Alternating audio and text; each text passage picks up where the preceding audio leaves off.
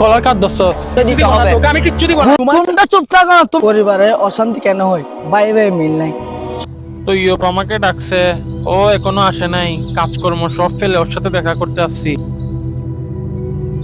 আসসালামু আলাইকুম ভাই। ওয়ালাইকুম আসসালাম। কেন ডাকছো? এতক্ষণ এখানে দাঁড়াই করা ডাকছো? কোথায় ছিলা? না, আস্তে একটু গাড়িতে জ্যাম বাসছিল তো সেজন্য। আচ্ছা এগুলা বাদ দাও, আমাকে কেন ডাকছো এটা বলো। অনেক কাজ ফেলে তোমার সাথে দেখা করতে আসছি আমি, বলো কি বলবো।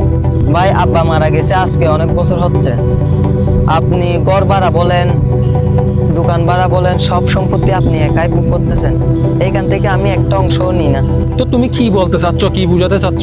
ঘর ভাড়া আমি একলা খাচ্ছি, দোকান ভাড়া আমি একলা ভোগ করতেছি, কি বুঝাতে চাচ্ছ তুমি বলো। কি বুঝাতে চাচ্ছি আপনি বুঝতেছেন না? অনেকদিন হয়েছে, আমার সম্পত্তি আমাকে বুঝাই দেন। ও তাহলে তোর মাথায় এগুলা ঘুরতেছে না? সম্পত্তি সম্পত্তি সম্পত্তি সম্পত্তি জায়গায় আছে, সময় হলে পাবি। এখন কোনো কথা বলবে না আমার সাথে এগুলো নিয়ে। ভাই দাঁড়ান।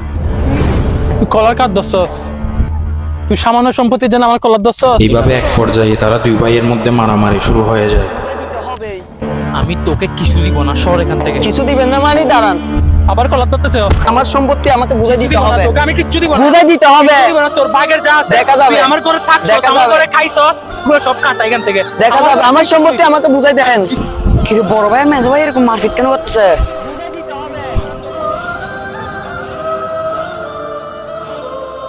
তুই সম্পত্তি পাবি না, এই বিষয় পাবি না বলছি, পাবি না তুই। কি রে আপনারা এরকম কেন করতেছেন এখানে?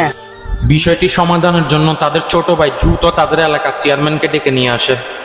কিন্তু তোমরা গুলি কি শুরু করছো? জায়গা সম্পত্তির জন্য নাকি তোমরা দুনো ভাই মারামারি করতেছো?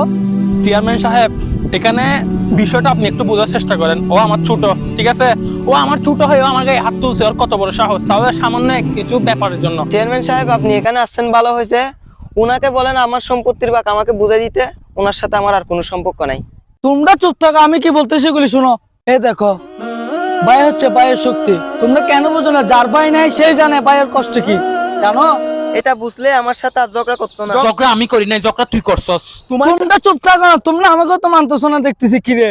ঝগড়া বন্ধ করে আমি কি বলতেছি এটা শোনো। তোমরা ভাই ভাই যদি ঠিক থাকো, সমাজের মানুষ পর্যন্ত তোমাদেরকে ভয় পাবে। বুঝছো? ভাই হচ্ছে ভাইয়ের শক্তি। তোমরা কেন বুঝো না গুলি?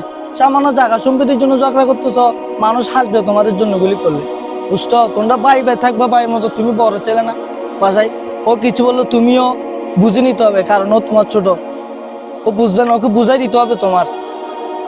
বুঝছো? তোমরা ভাই ভাই যদি ঝগড়া করে আলাদা হয়ে যাও, সমাজের মানুষ তোমাদেরকে আক্রমণ করার জন্য আরো সুযোগ পাবে।